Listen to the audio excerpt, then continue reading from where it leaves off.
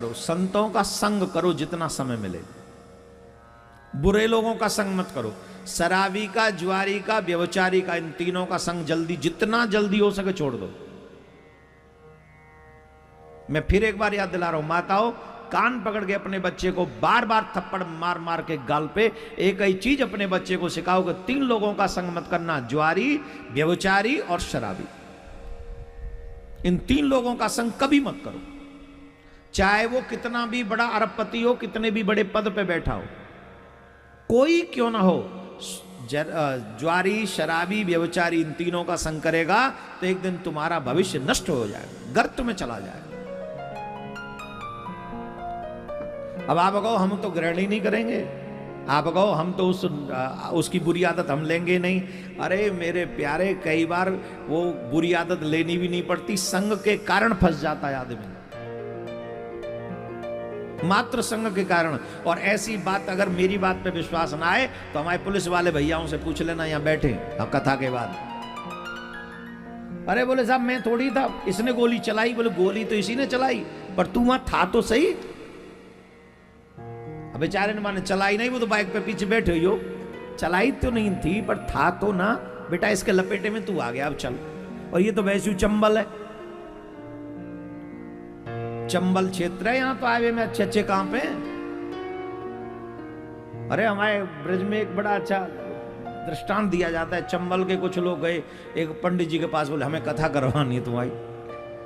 बोले हाँ करेंगे कथा। गाड़ी में बैठा लाए पंडित जी है, और दो तीन ये तबला वाला हमारे सिर में, चंबल में ले गए भीतर, गड्ढे नमाऊं। बोले सुनाओ कथा। वो कथा सुननी नहीं थी उनको। घर वालों को फोन करो, इतने ले आए और तुम्हें ले जाएं। तो जब चंबल को नाम आवे ना, जट महाराज भी अब सतर्क है, जहां पूरे वृंदावन में पता ही खबर चंबल में, वो चंबल क्षेत्र में। बोले हाँ अच्छा, इसलिए हम नहीं आए थे पहले यहाँ, हमने पहले अपने जासूस भेजे यहाँ जाके पता कर गया पंडाल वंडाल लग गया कि नहीं, तभी आएंगे।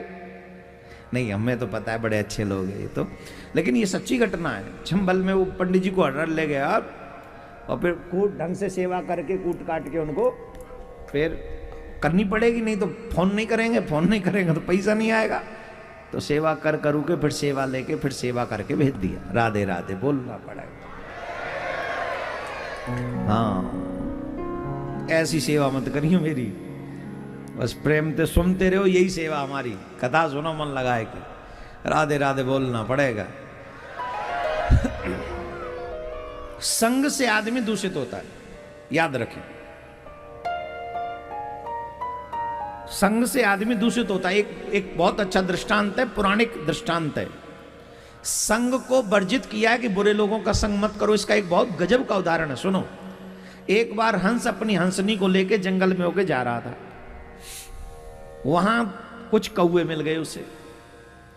कौवे मिल गए तो कौओं के दुख से वो दुखी हुआ, बातें वार्तालाप करने लगा। कोई ऐसी बात हो गई, उन दोनों की बातें होने लगी एक दूसरे की। तो शाम हो गई, बोले रात यहीं रुक जाओ। अब कहाँ जाओगे? बोले ठीक है यहीं रुक जाते। अब वहां रुक गया। सुबह जब हंस जाने लगा तो कौवे ने कहा अब क्यों जा रहे हो, यहीं रहो। बोले नहीं अब जाना पड़ेगा। बोले तो जाओ। जैसी पत्नी जाने लगी, कौओं ने पकड़ लिया, इसे कहाँ ले जा रहे हो? हंसनी जब उड़ी, इसे कहाँ ले जा रहे हो? अरे कहाँ ले जा रहे हो? जहां मैं जा रहा हूं इसको ले जा रहा हूं। अरे बोलिए तेरी नहीं हमारी है। तेरी कहां से आ गई? तू अपना रंग देख, अपनी वाणी देख, मुझे देख, मेरे रंग को देख, मेरी पत्नी को देख, मेरी पत्नी के रंग को देख। तू कैसे कह सकता है तेरी? ना ही मेरी है। पंचायत बुलाई, कौआ सब कौआ की पंचायत में कौन जाएंगे? कौआ ही जाएंगे सब। रे कौआ, वो हाँ वो ऋषि की है। उस हंस को मार पीट के भगा दिया सबने, क्योंकि पंच भी वैसे, गुनहगार भी वैसे ही। तो आगे जाके एक संत मिले, उनसे उसने पूछा कि what is the my fault, मेरा दोष क्या है, मेरा कसूर क्या है? तो संत ने कहा तेरा एक ही कसूर है, तूने गलत लोगों का संग किया। तू हंस होता हुआ भी कौओं के साथ बैठ गया, इसलिए विपत्ति तेरे ऊपर आ गई। अगर तेरा विवेक था तो कभी ऐसे लोगों का संग तुझे करना ही नहीं चाहिए। माओ को यही बात अपने बच्चों को सिखानी चाहिए कि अगर गलत लोगों का संग तुम करोगे, चाहे तुम कोई अपराध न करो, लेकिन विपत्ति में पड़ोगे। मैं फिर कह रहा हूं, आप अपने बच्चों को 3 लोगों के संग से बचा लो, जुआरी, शराबी और व्यभिचारी। इन 3 लोगों का संग अगर आपका बच्चा नहीं करेगा तो आपका बच्चा कभी पीछे मुड़ के नहीं देखेगा। अगर सफल नहीं हुआ तो असफल भी नहीं होगा। अगर तुम्हारा बोझ नहीं उठा सका तो तुम पे बोझ भी नहीं बनेगा। लेकिन संग तो अच्छा होना ही चाहिए। देवी ने कहा, महाराज मैंने सुना है आप जैसे संत पुरुषों का दर्शन करके जीवन की सारी समस्याएं समाप्त हो जाती हैं, सो हमारे ऊपर कृपा करो। नारद जी ने कहा, देवी तुम हो कौन और दुखी क्यों हो? बोले, हमारे दुख का कारण है ये हमारे दोनों पुत्र। वैसे मैं अपने विषय में बताऊं तो अहम भक्ति रीतिम ख्याता इमोर मेर तनियोर मतो ज्ञान वैराग्य नामानो काल योगे न जर्जरो। मेरा नाम भक्ति है और ये मेरे 2 पुत्र हैं, इनका नाम है ज्ञान और वैराग्य। उत्पन्नम द्रवणम देशः वृद्धिम कर्नाटके गतः क्वचित क्वचिन महाराष्ट्रे गुर्जरो जीर्णताम गतः। मेरा जन्म द्रविड़ देश में हुआ, कर्नाटक में बड़ी हुई, महाराष्ट्र में जाके जवान हो गई, लेकिन गुजरात में पहुंची तो वहां में वृद्ध हो गई। बोले, अभी तो तुम जवान दिख रही हो। बोले, धन्यम वृंदावनम तेना भक्ति नृत्यति यत्र च। धन्य है ये वृंदावन जिस जगह आकर मैं वृद्ध भक्ति भी जवान हो गई। बोलो राधे राधे। वृंदावन कौन कौन जाता है? अच्छा, मतलब ऐसे भी लोग हैं जो अभी तक वृंदावन नहीं गए? कौन कौन है वृंदावन नहीं न जाने वाले? जो नहीं गए वो हाथ उठाओ।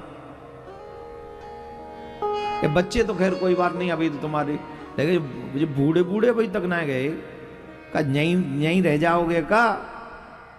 अरे जिरो वृंदावन बगल में, ज्यादा कितना होगा यहां से? 1.25 है। हाँ, इतना भी जोरे ना है, पर जाना तो चाहिए। पर आप सबसे मेरा निवेदन है, वृंदावन की दिव्य पावन भूमि पर पहुंचने से कृष्ण प्रेम बढ़ता है। और वहां ज्ञान वैराग्य की नहीं, वहां भक्ति की बूझ है। किसकी बूझ है? वहां भक्ति सर्वश्रेष्ठ है। वहां कोई अगर जाए और वहां वृंदावन में कृष्ण से प्रेम करे और वह भजन करे तो बहुत सहज है। जैसे कहीं जाओ, कोई न कोई चीज एक स्पेशल होती है। वृंदावन में प्रेम दान होता है, वृंदावन में सहज ही प्रेम की प्राप्ति हो जाती है। तो वृंदावन में भक्ति की महिमा है। अनेकानेक भक्तों की कथा आती है। अगर उन कथाओं को हम कहेंगे तो समय लगेगा, लेकिन यह है कि हमें अगर कृष्ण से प्रेम करना है तो हमें वृंदावन की गलियों से भी प्रेम करना होगा, वृंदावन की भूमि से प्रेम करना होगा। वृंदावन आना जाना होना चाहिए हमारा। मैं तो हमेशा एक बात कहता हूं, किसी ब्रजवासी की उंगली पकड़ लो, तुम्हारा कोई गुरु बन जाए, कोई रिश्ता बन जाए, वृंदावन जाने आने का एक मार्ग खुल जाए, किसी न किसी बहाने वहां पहुंचना आना जाना हो जाए, तो वृंदावन में आना जाना ही तुम्हारे लिए भाग्यवान बना देगा। तो मैं बोलो राधे राधे। तो भक्ति ने कहा, महाराज मैं वृंदावन में आई, वृंदावन में आके मैं जवान हो गई, लेकिन मेरे जो बच्चे हैं वो वृद्ध हो गए। नारद जी ने कहा, चिंता मत करो, हम तुम्हारा दुख दूर करने का प्रयास करते। तो नारद जी ने बड़ा उपाय किया, बड़े बड़े अनुष्ठान किए, बड़े बड़े पाठ सुनाए, इवन गीता का भी पाठ सुना दिया।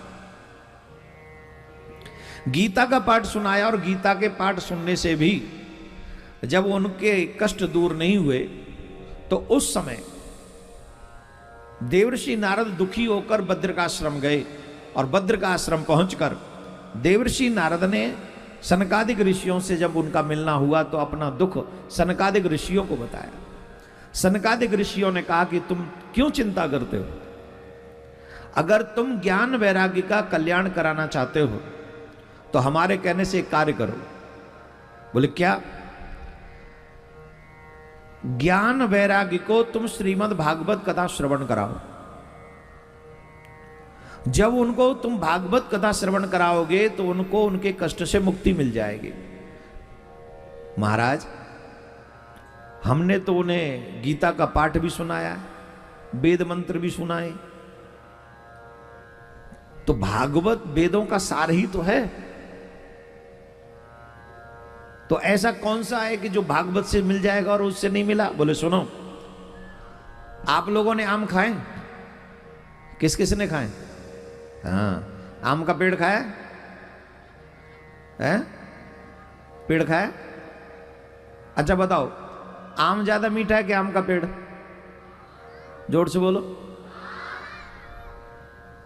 अब आम आए कहां से?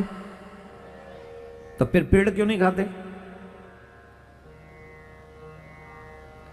ये जो भागवत है ये वेद रूपी वृक्ष का पका हुआ फल है। निगम कल्प तरोर गलतम फलम, निगम कहते वेद को। ये वेद रूपी वृक्ष का पका हुआ फल है, आम है एक तरीके से। अच्छा, और फलों में कुछ न कुछ त्यागने योग्य है। किसी में गुठली छोड़नी पड़ती है, किसी में बीज छोड़ना पड़ता है, किसी में छिलका फेंकना पड़ता है। जो भागवत रूपी फल है इसमें त्याग करने योग्य कुछ भी नहीं है, सब कुछ ग्राही है। जो एक एक शब्द है भागवत में वो ग्रहण करने योग्य है, एक एक शब्द ग्रहण करने योग्य है, कुछ भी त्याग करने योग्य नहीं। हमें भागवत का एक एक शब्द स्वीकार करना चाहिए। प्यारेओ, सुका नारद जी को सनकादिक ऋषियों ने कहा कि अगर तुम ज्ञान वैरागी का कल्याण चाहते हो तो उन्हें श्रीमद् भागवत कथा का पाठ श्रवण कराओ। तो महाराज आप ही सुना दीजिए। तो उन्होंने कनखल हरिद्वार में श्रीमद् भागवत कथा का पाठ ज्ञान वैरागी को सुनाया, और उस भागवत को सुनकर ज्ञान वैरागी का संकट समाप्त हो गया। बोले भागवत महापुराण की जय।